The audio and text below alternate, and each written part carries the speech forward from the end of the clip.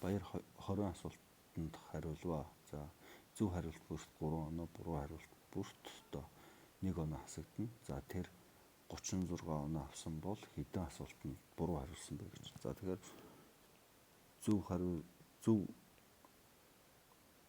хариулсныг бол x гэж тооцчихъя. Нийтдээ x хариултанд бол асуултанд зөв хариулсан. За тэгвэл буруу хариултын тоо бол яг үгээр 20-с хасдаг нь x болно гэсэн.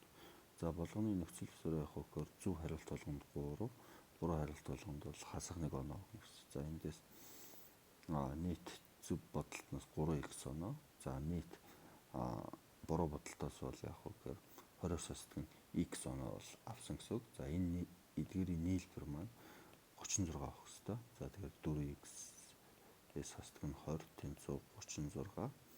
За эндээс 4x тэнцүү 56, x тэнцүү 16 гэсэн